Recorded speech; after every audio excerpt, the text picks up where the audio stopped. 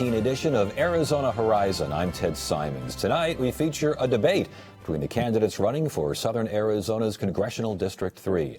This hour-long debate is a joint effort between Arizona PBS and the Arizona Republic. And joining me to moderate is Yvonne Winget-Sanchez, political reporter from the Arizona Republic and azcentral.com. Tonight's debate is also being live-streamed at azcentral.com. This is not a formal debate. It's an open exchange of ideas, an opportunity for give and take between candidates. Interjections and even interruptions are allowed, provided that all sides get a fair shake, and we will do our best to see that that happens. And joining us now for tonight's debate in alphabetical order, the Democratic incumbent U.S. Representative Raúl Grijalva. And Nick Pierson, a former financial advisor and a native of Nogales, Arizona. He has served on various boards and commissions, including the Tucson Hispanic Chamber of Commerce. Each candidate will now give a one-minute opening statement with the order determined by random selection. Closing statements will be given in reverse order at the end of the debate. And we begin with Nick Pierson. Thanks, Ted and Yvonne. I was born in Nogales, Arizona. My mom was born in Sinaloa, and my dad's family is from Sonora, a heritage we're very proud of. I grew up on the Tono O'odham and the White Mountain Apache Indian reservations. My dad taught school in the first public school on the reservation. My dad was my teacher for 4 years, so I really had to mind my P's and Q's. I graduated from the University of Arizona, served 8 years in the Army Reserves, and completed more than 40 years of service as a financial advisor. You know, I share the voters' frustration with Congress and the lack of civility. Congressmen today want to do more shouting and talking than listening. As your congressman, I will do more listening. Another concern in the district is that there are pockets of underemployment and unemployment in the district. What's hard is getting a good job in the district. Thank you. All right. Thank you very much. And now, Representative Raúl Grijalva, your opening statement. Thank you very much. And thank you to the Republican Horizon for this opportunity. I was born, raised, and continue to live in the district that I represent. Mona and I have raised our daughters in that district. It's a good district, hardworking people trying to make ends meet. And I'm very proud of that district. I can vote for myself because I live in the district, and that is an important criteria, I think. This is a referendum election for the state of Arizona, for the district, and for the nation. A referendum that speaks to where we're at right now, this administration at a national level, and the Republicans that have run Congress now in the majority for 8 straight years. And this referendum is about, are we going in the right direction? If so, then people will vote that way. If not, I want to be part of that change that brings not only civility, but actual production from the United States Congress. Thank you, Congressman, very much. All right, let's get it started. Nick, you are running against an experienced member of Congress. Why? I've been watching the incumbent since I was in college, and he's not a good example of a Mexican. He's not a good example of a Mexican-American, and he's not a good example of an American. He's not a good role model for the people in our community. That's why I'm running. Okay, we definitely need a response to that. Well, you know, my heritage, my Mexicanness is not something that I put up for sale or barter in any political election. That's part of my being. And when I have stood up for things, whether it is fairness in immigration, whether it is issues of discrimination, when I have spoken for civil rights in behalf of the Latino community, I've done so because it's the right thing to do. One cannot be a member of Congress and not advocate for something. We're not potted plants. We come with values and opinions. And I would hope that people understand that one person's criteria about what a good American is not the binding criteria for all of us. We have a right to disagree. That's in our Constitution. We have a right to be representatives in a style with values that the people support. And that's what's happened, and that continues to happen. Mr. Pierson, that is quite a harsh judgment on his character. What specifically is prompting that attack? This guy has been drunk on the job. There's dozens of people who have seen this and witnessed this. And he talks about going in the right direction. Well, he's completely wrong. The direction we're going is, during the 16 years he's been in office, the standard of living in the district has gone down. Wages have not kept up. Our district has high pockets of unemployment and underemployment, all because you have a person who kills jobs, he chases away jobs. And the direction that we're going in is clearly the wrong direction. He creates a superstition that because of his Mexicanness, really, I'm as Mexican as he is. You look at our culture, our families were not that far geographically from each other.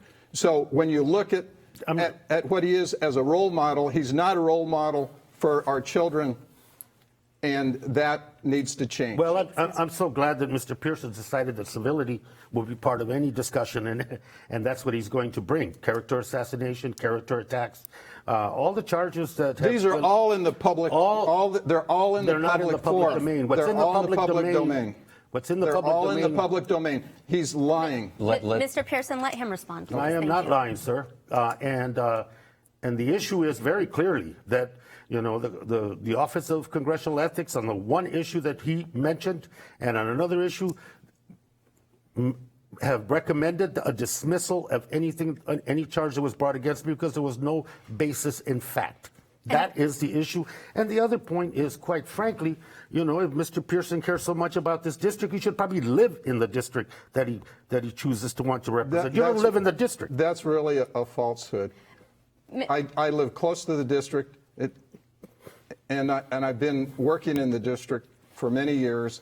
And in fact, many people in the community tell me they've never seen the congressman. Mr. Pierson, I want to give the congressman a chance to respond to one specific allegation. Have you been drunk on the job? No. Okay.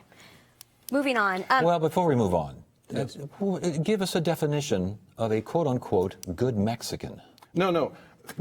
I'm very familiar with the Hispanic culture. And in this Hispanic culture, there is a properness that people should purport.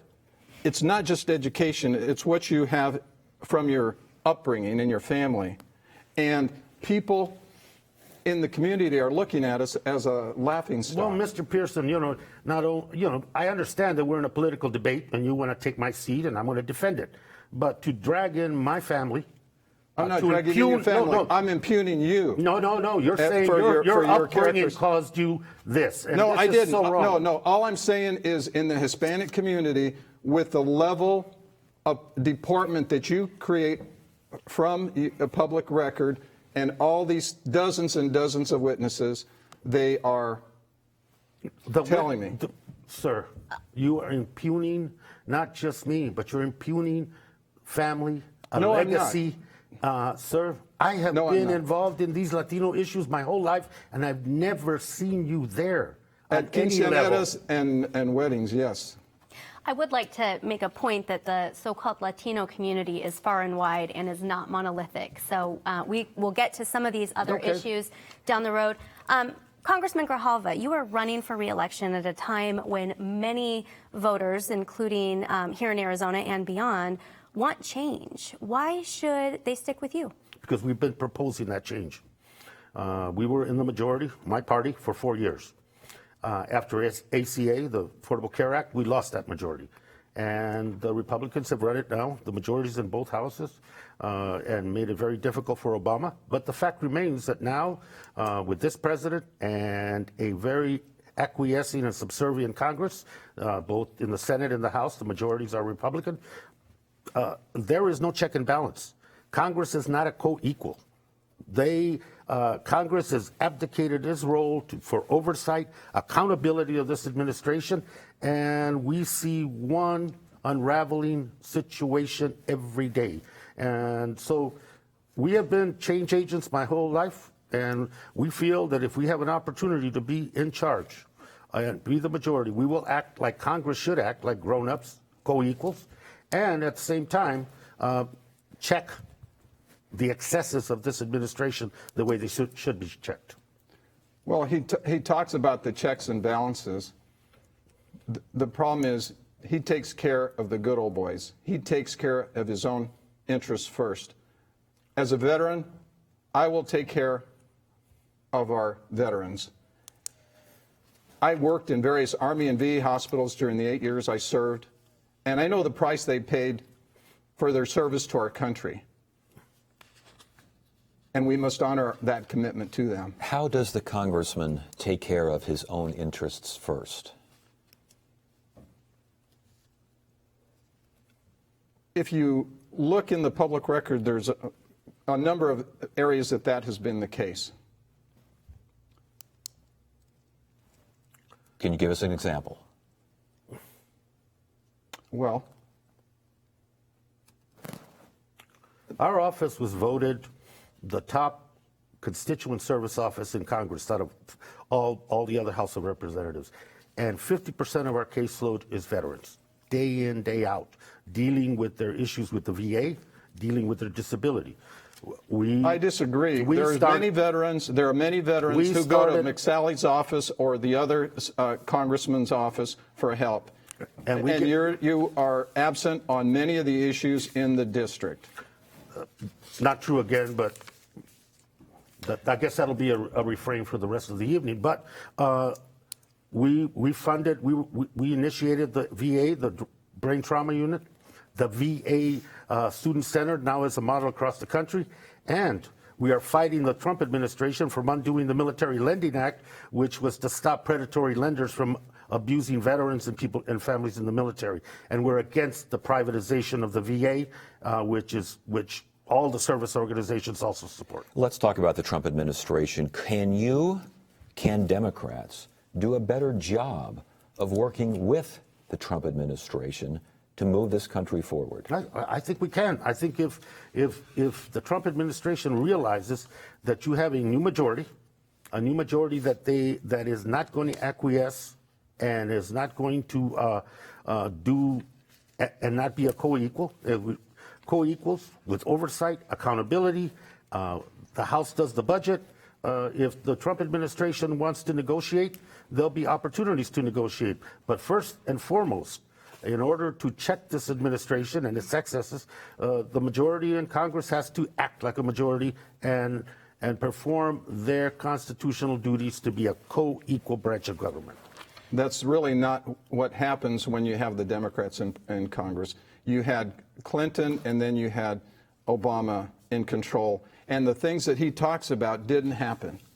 So when you talk about a referendum, this referendum should be about doing the right things, and the right things are to improve the economic and living conditions in the district. That is foremost of what we have to accomplish. And because of his attitudes towards business, he's chasing away jobs. He's not friendly towards the district in that manner, and so that has got to change. Mr. Pierson, how would you, as a Republican, evaluate President Trump's performance so far? Well, obviously, when President Obama was president, he was my president. I didn't agree with everything that he said. I didn't like some of the things he said, and I didn't like a lot of his policies. President Trump is my president today, and I don't agree with how he says things. The policies have been very helpful to our economy. The economy is booming. People are making more money, and these are all good things. Overall, I serve under the president that we have. Do the ends justify the means with President Trump? Well, if you take things that he says seriously, I don't take the things that he says seriously in terms of some of the language, but I take the policies more seriously that he enacts. You always run into people that maybe say things in a manner that you don't like. Well, I think you have to. I think you have to take his policies are reflective of what he says. Immigration is a good example. He has done everything that he said he was going to do. He has.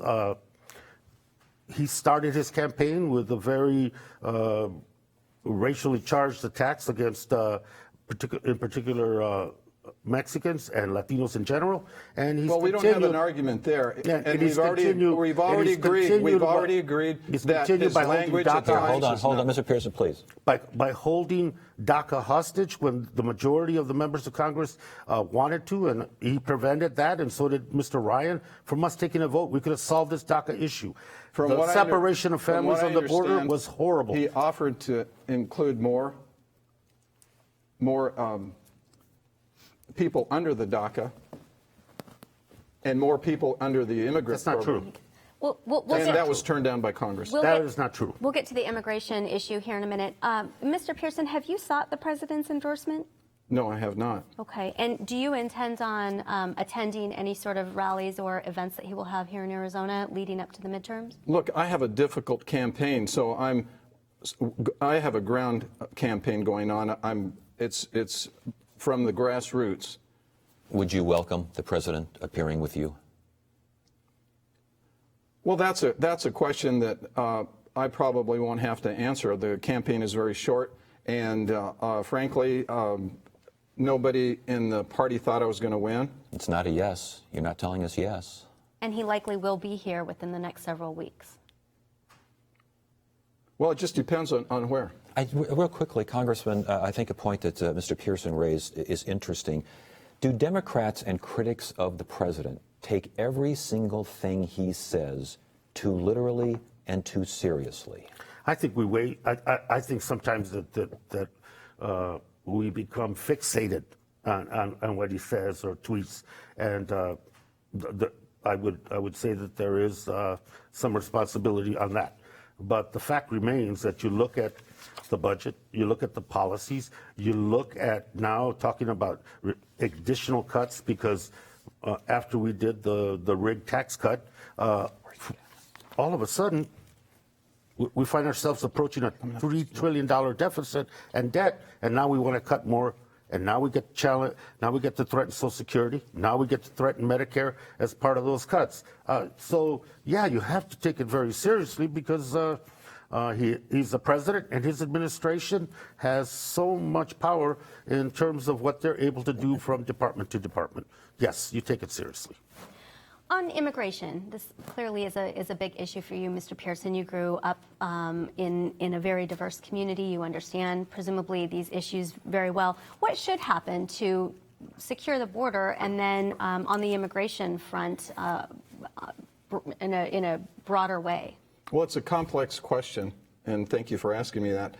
The border needs to be secured, but in addition to that, we need to provide ways for people who are here to be here legally.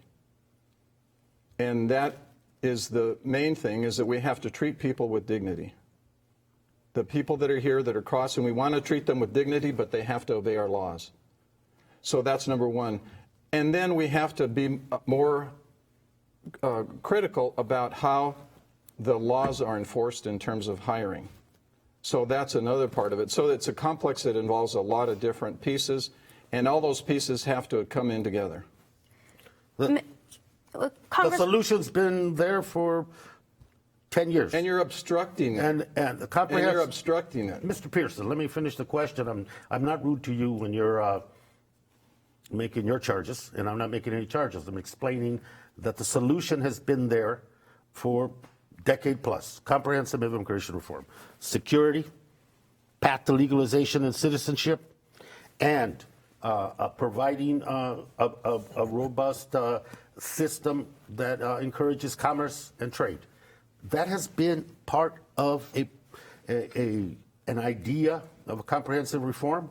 That included DACA, that included family unification, and now we're seeing the complete opposite of that. A $25 to $30 billion wall becomes the obsession of this administration, when that is not going to deal with the security issues that we're facing. The critical ones of human smuggling and drug smuggling require a much more focused approach, and we're not doing that. How do you discourage illegal immigration? You discourage it two ways. You deal with the reality of the people that are here, and you begin a process of not just a process for legalization and for status. The second part, how you deal with that, is that, people come to this country not, in some instances, we've seen it recently, fleeing persecution and fear of violence. We see it particularly from Central America. But you also have economic refugees that come to this country, seeking a job, seeking to feed their family. And one of the ways, and we don't do enough of that, is to provide the development initiatives in Latin America and other parts of the third world that would provide for those countries to be able to deal with their own education, healthcare, and economic development. We're not doing any of that, and we're doing much less under the Trump administration. Nick Pierson, you said secure the border first.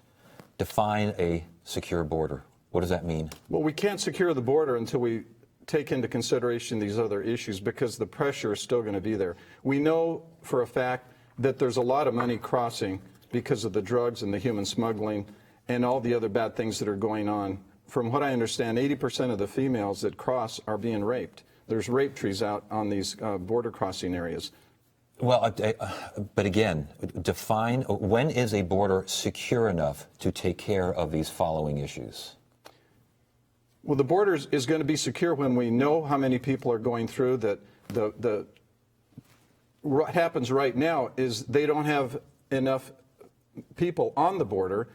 The way they're set up takes several hours for them to get to their staging area, the Border Patrol.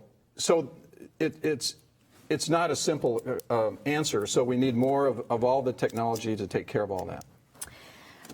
Congressman, you are among the Democrats who have called to abolish ICE. Are you calling for an end of the Immigration and Customs Enforcement Agency in America, or like what replaces it? Explain. The full context of that is that it is important as part of the oversight. The two agencies that are not touched by any budget cuts are Homeland Security and the Defense Department.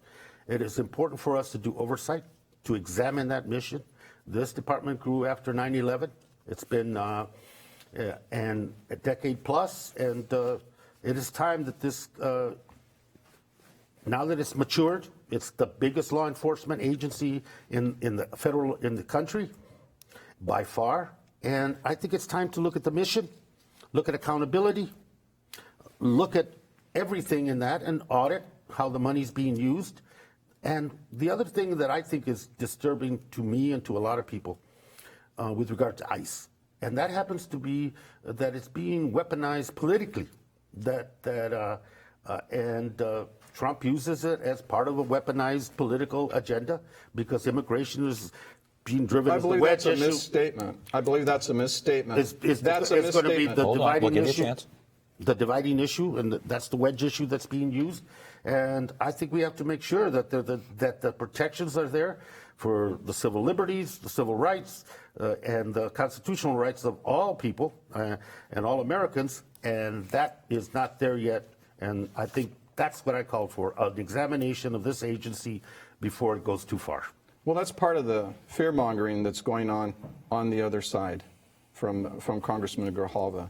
He keeps his community in check with fear. I know in the South Tucson area, for example, in the area there's maybe been 2 people that ICE has gone in and deported, and both of those have been involved with drugs.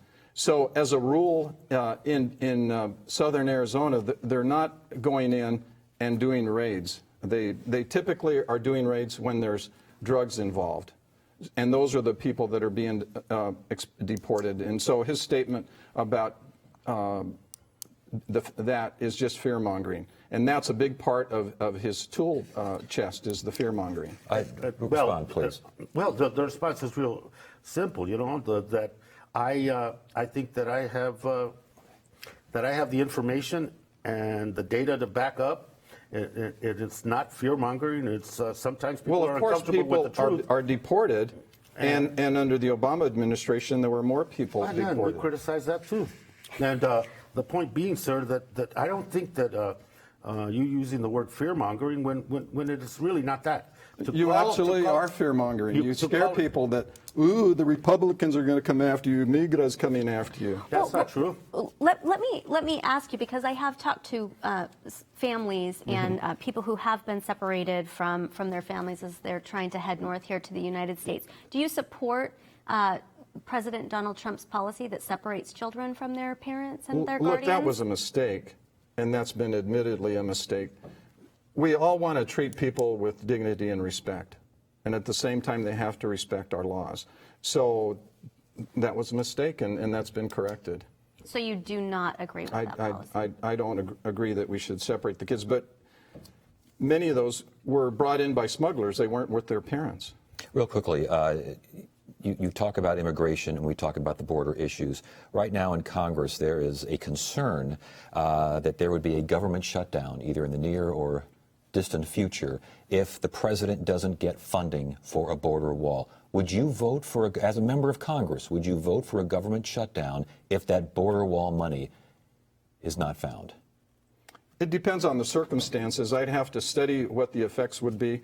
But right now in the district, I'm more concerned about improving the economic and living conditions in the district. So you might vote for a government shutdown? It depends on the circumstances. I don't have an answer for you right now. Okay. The last 3 shutdowns that I have been in Congress for have been devastating to the economy, to the workforce, and to the services provided to the American citizens by their government. I would never support that. And using blackmail to say I will shut the government down if I don't get my wall is kind of the petulant attitude that one has to deal with this administration. We have millions of young undocumented children who were brought here, young children who were brought here by their parents without documents, who are in limbo, these dreamers. What should be done with them, Congressman? I think you have to codify into law the protections that Obama put in the executive order that Trump took out. I think that is the simple way. That was the bill. There was a compromise bill that I supported as well that did just that, with no cap, and allow dreamers to have the security of knowing where they are. You know, some of the Republicans wanted to have DACA, but their chance for citizenship would never be there. And it would only be for every 2 years renewal. And it puts them into a political discussion every 2 years. It has to be permanent, it has to be codified into law, and there can't be a cap on it. Mr. Pierson. Well, that's exactly right. The Congress has to act on this. It can't be by executive order with a pen. It's got to be the Congress putting up their signatures on a bill. Until Congress puts up their signatures on a bill, what should happen to these people? Well, obviously, that's been extended. By the court, not by the administration. Do you approve of that extension? Well, I have sympathy for everybody that's here, and for the moment, it's that is something that is acceptable for the time being, but it's not for the long run. The opportunity for Congress to fix it, Mr. Pierson is correct, it is Congress's responsibility. But the act of undoing the executive order without a legislative vehicle or with legislative initiative or with support from the Republicans to get something done permanently, just worsen the crisis. That was offered to Congress and they didn't take it. That is not true, sir. They did offer it and the Congress refused. He offered to make a lot of people included in that. Absolutely not true. That is not correct. Turning now to healthcare, do you think the nation's healthcare system should move closer to moving Medicare for all, or what existed before the ACA? And can you take us through your reasoning? I think there's two things in the ACA, and it's a very, very important struggle, and that is to protect the enrollment, protect Medicaid and the expansions that have happened, including Arizona, and make sure that pre-existing conditions are not eliminated as a cost saving by Congress. And there's been discussions in the majority about that. The other thing is, yes, I think there is a pragmatic steps that need to be taken to begin by lowering ages, working on eligibility, to begin to extend the option of Medicare for all to all Americans. At the end of the day, accessibility to health care is one of the most important social issues that we can deal with, and the more people that have health coverage, the better. Unfortunately, there's 100,000 people in the district that don't have health coverage. 20,000 of them are children, and Congress is talking about one of the reductions they want to talk about is to get rid of CHIP. So the Children's Health Program that takes care of the poorest of the poor kids. So, you know, we can talk about... We're dealing with a serious problem. The Affordable Care Act was doomed to fail from the very beginning. What you have is a solution that was geared towards single payer, and all of the progress that had been occurring before that was done away with.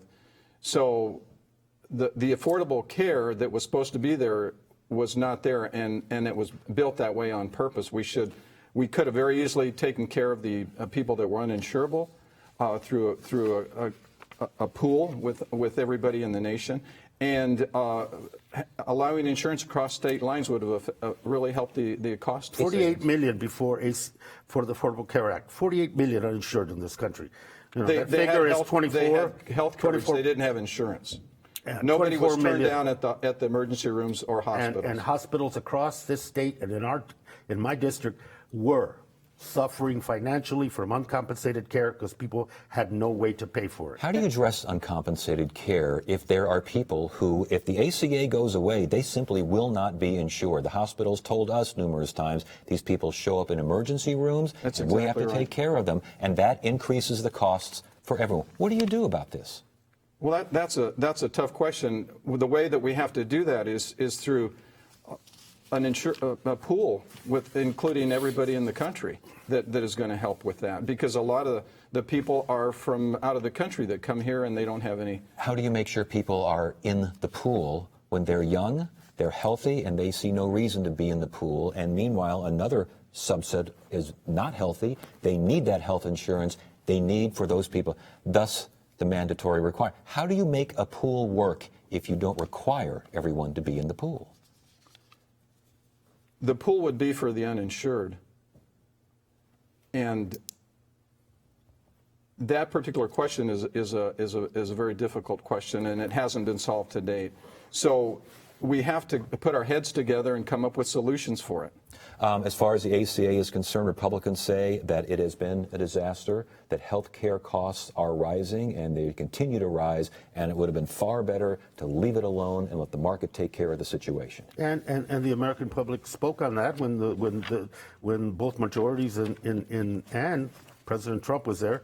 Efforts to repeal it didn't go anywhere, and thank Senator McCain for that. And as a consequence, this system slowly, internally, gets hurt by this administration in terms of who's being covered, work requirements. You're part of the problem on that. You voted no on making it easier for Department of Veterans Affairs to discipline irresponsible employees. You voted no for expanding health care options for veterans. You voted no to allowing terminally ill patients to try unimproved treatments. You voted no to people using health savings account to buy over-the-counter drugs. You voted no to allowing more people to have health savings account and lower their premium payments. You said no to small businesses providing health insurance by uniting with other small businesses. Let's get him to respond, please. No, the issues on every one of those pieces of legislation were all intended to undo portions of the Affordable Care Act. The integrity of what we have left, we need to protect. The Affordable Care Act was not working. The Affordable Care Act was sabotaged by the Republican majority. No, the Affordable Care Act was set up to be doomed to fail from the very beginning. They were sabotaged. That was created.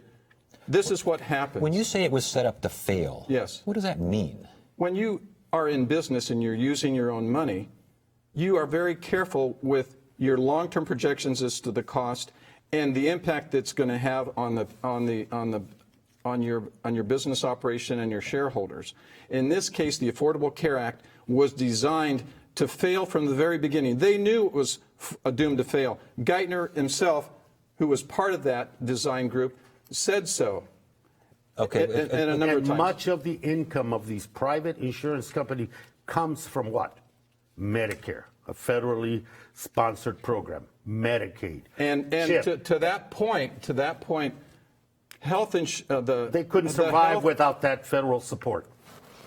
That is correct, because they were bought by federal money as part of this program, so that it was an incentive for them to participate. So we shouldn't have any of those programs? I'm not saying we shouldn't have any of those programs, but the way that the program was designed was not economical. It wasn't designed properly. I've been involved in the industry seeing this, and it's always very painful to see someone who is uninsurable. Would you vote to repeal the ACA if elected to Congress? Well, before we do that, we have to provide a replacement so that people are comfortable with what the solution is going to be. So you have to have a way to provide for the people that don't have insurance. And when you have people obstructing because they want a single payer and they're not working together for a solution, that's what the problem is. You've got people on the progressive left who have their ideas, and they're not sound financial ideas. What they are is pushing through an ideology that is not going to survive. This Republican Congress said repeal, repeal, repeal, and then we're going to replace. They never came up with a replacement issue, and I don't see any on the horizon for them. There is the issue of Medicare for all is now a big discussion. More and more people getting behind the concept, simply because the issue of uninsured, uncompensated care and the effects not only on the economy but our society as a whole is devastating. Well, speaking of the economy, we're actually going to shift to that here right now. Congressman, talking about the economy, what are some of the biggest contributing factors to the economy? Voters are pretty pleased about how things are going. I know your district is experiencing some... Interesting. We're the 10th-year anniversary of the Great Recession, when Lehman Brothers collapsed and the housing bubble burst and the huge economic downfall that happened in this state with housing and a lot of areas. We're at that 10-year anniversary, and there are signs that indicate that a recovery that we've been in for 10 years, and it's not a full recovery. Wages are still stagnant. Income inequality has grown. The concentration of wealth in fewer and fewer people has grown. And that's the problem. That economic equality is caused by your policies. Those factors were the ones that contribute to that. The undoing of Dodd-Frank, so the regulatory controls over Wall Street are disappearing under this administration. The Consumer Protection Agency is being torn apart by McVaney and this administration. So the protections that were put in place. I voted against the first stimulus package because it just bailed out the banks and the lending institutions.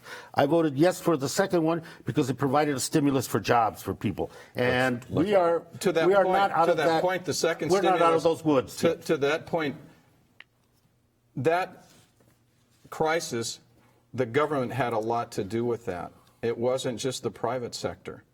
You look at what happened at that time, you had government regulations that required banks to loan. So that's another complicated issue. But speaking about the economy, we have to address improvement of the economic and living conditions in the district.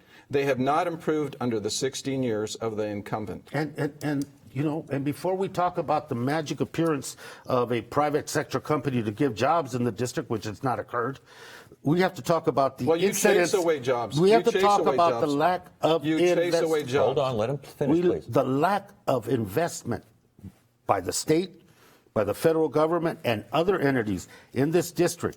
A 20% poverty rate, kids in poverty, and that is a huge issue. The unemployment rate of 7.9, a huge issue.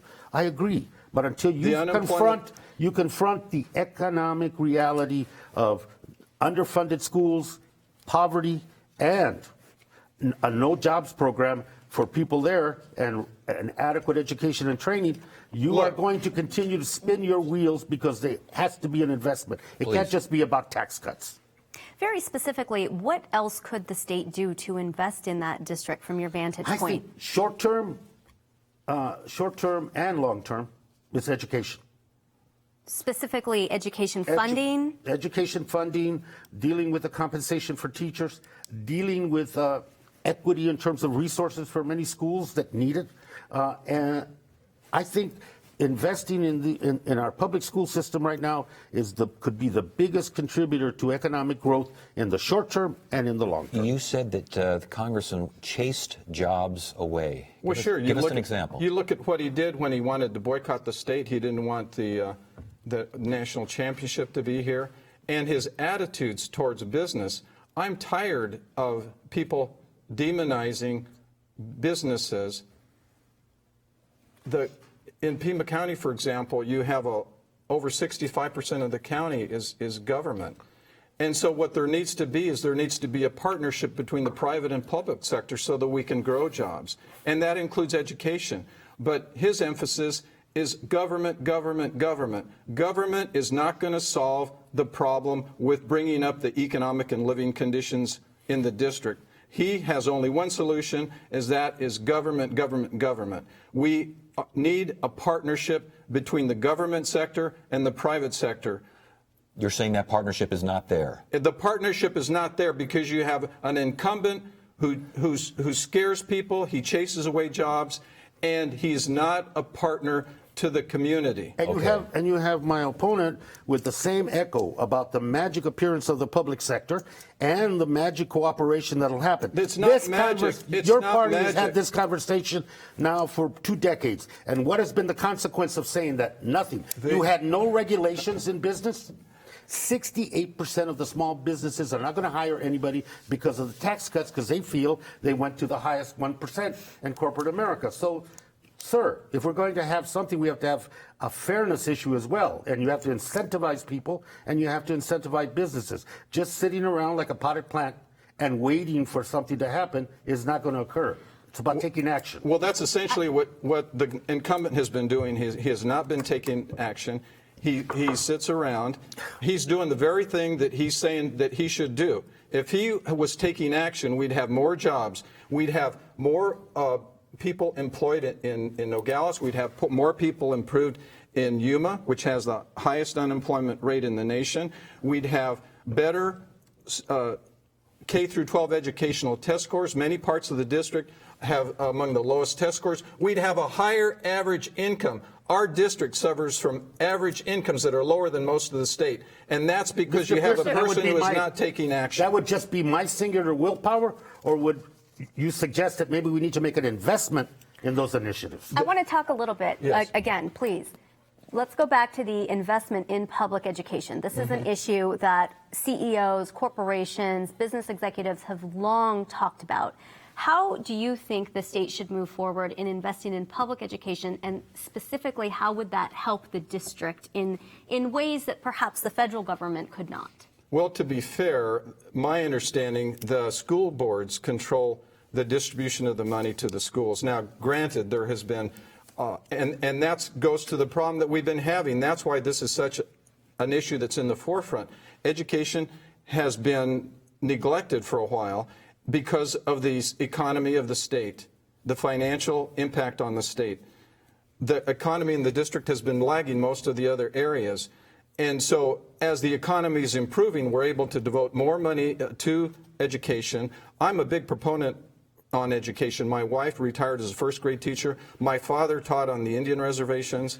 My brother teaches in Santa Ana in a very Hispanic community. He has a bilingual class. So these are very important things to me. The tax cuts that this legislature and this governor provided to businesses across the board, and that money came directly out of the general fund and did not go in there. Do you think that was a contributing factor? Do you think a contributing factor to the low amount that's been frozen now for almost a decade in public education? Another contributing amount has to be the fact that that education in this state, and unfortunately with this administration nationally, with DeVos and others who just want to privatize everything. So you take money out for vouchers, comes out of the public schools. You put $5 million for the Koch brothers so they can have their own place here. That comes out of the public schools. And you give tax cuts, and those come out of the public schools. Well, would you say those actions? Let's be fair. Let's be fair about this. when you have a student going to a charter school, they're only taking half of the money that's allocated to a normal student. Students, on the average, there's about $10,000 a year allocated. So a charter school student would get roughly half of that. We wouldn't be having this debate if it was $10,000 a year per kid. We wouldn't be talking about yeah, this. those numbers. Yeah, but real quickly here, you talk about education. You want to improve education. Education is number one. It's very important. Education involves government, and you've also said that there's too much. That your opponent here is government, spend. Well, let me tell you something. How do you do that? How do you get a good education without government spending? Let me tell you something. There are school districts in this state that are performing above the average. They have about the same income as other school districts. So a lot of it has to do with the efficiencies of how the district is run. So that's a part of it. It's not all money. The solution to a lot of problems is not all money. Okay. And also property taxes and the value of a given home and the value of a given commercial interest that goes toward helping pay for that particular school district. So that's a factor too. So poorer districts don't have those resources, and the state. And those are state issues. But as a congressman, I can take a leadership initiative to work with those communities and work with the state leaders to improve that. Should Congress do more getting involved in state and local education? Well, that. Education, I believe, is more of a local issue, so I would like to leave that to the state and not have the federal. But I would have more federal dollars go to the schools. You know, I think the reduction in the supplemental support that federal government has provided local schools and states has got appreciably down in the last 10 years, 8 years in particular. And so now I think it's time to reinvest, and I think there's an investment strategy around community schools, Title I for poor kids so they can have the resources, all-day kinder, universal preschool, and the TEACH program, which is being cut by DeVos and Trump, that provides teachers with opportunities, loan forgiveness for teachers. But to that point about improving the schools and the cash flow to the schools, with what he has done in the last 16 years, he has not improved the economic and living conditions of the district. And that goes to education, and that goes to creating jobs. And he has not done that. And your party has done nothing to invest in this district.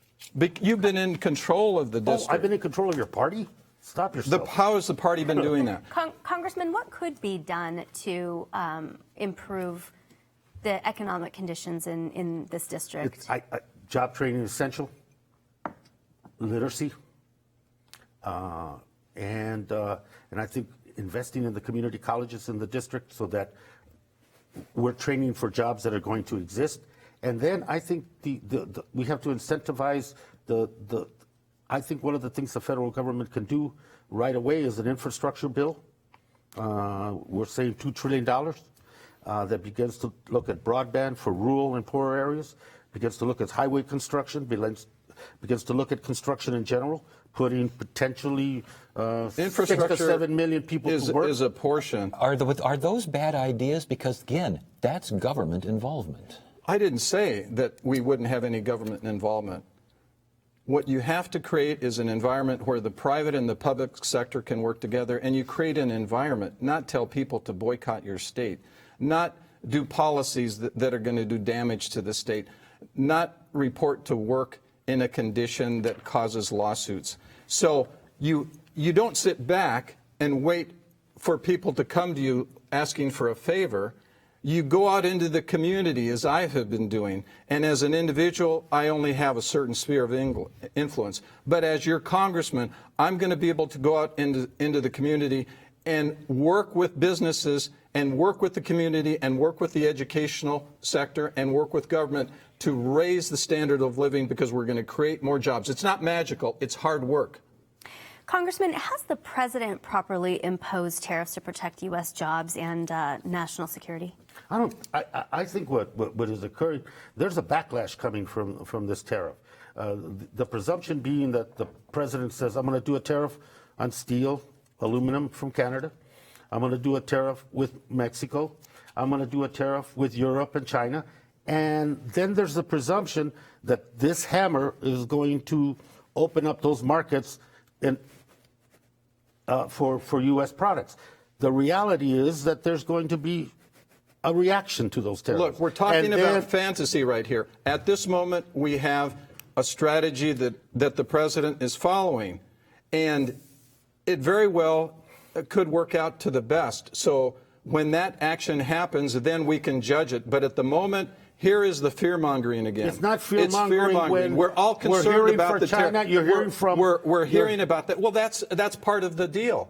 That's part of the deal. What is the deal? I mean, is this a negotiating tactic, you think, by the president? Well, look, I've mentioned I'm not in favor of a lot of things that he does, but at the same time, let's wait and see about how these tariffs work out. It sounds like the Mexico trade agreement. These tariffs are economic Russian roulette. And we're there's pointing a it directly at the economy. There's a strategy to that. Mr. Economic Genius over here expects a magic wand. Well, no, it's not a magic wand. It's not magic. It's getting down into the communities, working with the people, working with the financing sector, working with the businesses, working with the educational institutions. It's not saying federal government, state government funds, all this. It's not all just money. It's creating an environment. It's being a leader. Tariffs? Mr. Pierson, who are you listening to? Who are you getting advice from very specifically as you're putting your proposals together on this issue? Well, a lot of my proposals have not been completely formulated, but I bring a lifetime of experience in working on community boards, in working with businesses, in structuring their financial security programs, in working with individuals and providing their financial security. So all my life I've worked for my client, as I will work for the citizens of this community. We've got a couple minutes left here, so last question for you. Democrats have a 23-point voter registration advantage in your district. Can you represent those Democratic concerns? Absolutely. Absolutely. Because I put the community first. And the people in the community know that I'm going to work for them. And we've been getting a lot of support across party lines, Republican, Independent, and Democrat. We're going to get a lot of crossover votes in the general election. I think the bigger the turnout, the better all of us are going to do. And we're working on turnout. And I think we'll be judged by the content of what we're talking about, not about pie in the sky or creating policy as you go along. The race is serious, and people are going to take it seriously. Last question for you. Are your positions too far left for the Democratic Party? No, I think they're mainstream when it comes to climate change. The majority of people in the state and the district believe it's real and something has to be done. When it comes to the issue of controlling Wall Street and putting more regulations, the majority of the people agree. Medicare for all. The majority of the people in the district agree, and so I don't think I'm too far on the left. I think those ideas maybe 10 years ago were seen as out there. Now they're seen as mainstream, and that's the progress that's been made in this country. And I'm looking forward to trying to implement some of those. We got to get there. We got to stop you right now. Time for closing statements, and going in reverse order of our opening statements, we start with Representative Raúl Grijalva. One of the issues in this election is going to be, in between myself and my opponent, is going to be the issue of credibility and content. And I find it really ironic that someone who has no track record in any of these issues, no track record in the district itself, suddenly is questioning every motivation that I have or the Democrats have in general. He represents his party. He represents Trump's party. That is part of the referendum, whether he likes it or not. He is going to have to defend that, and I'm looking forward to his defense because we have answers to every one of them. Thank you. And now the closing statement from Nick Pierson. Well, thank you. I want to thank the moderators and the station for this debate. Clearly, there are differences among the candidates. But if you, like me, are tired of the current atmosphere in Congress where there's shouting and name-calling and a lack of initiative to move things forward, you know, this has got to change. Now, there's a saying on the reservation that God gave us 2 ears and a mouth for a reason. And some people in Congress think that if they do more talking, they're going to win. And as your congressman, I'm going to do more listening. It's time to change. We've had enough of $50,000 taxpayer payouts and hush money to women staffers. It's time to change. Vote for Nick Pierson. And we have to stop you right there. You have been watching Arizona Horizon's debate for Congressional District 3, brought to you by Arizona PBS and the Arizona Republic. Thanks to the candidates for their participation, and thank you for watching. I'm Yvonne Winget-Sanchez. And I'm Ted Simons. Please tune in Thursday to Arizona Horizon for our debate among candidates for the State Corporation Commission. And then Friday, another congressional debate, this time for District 6. Thanks again for joining us. You have a great evening.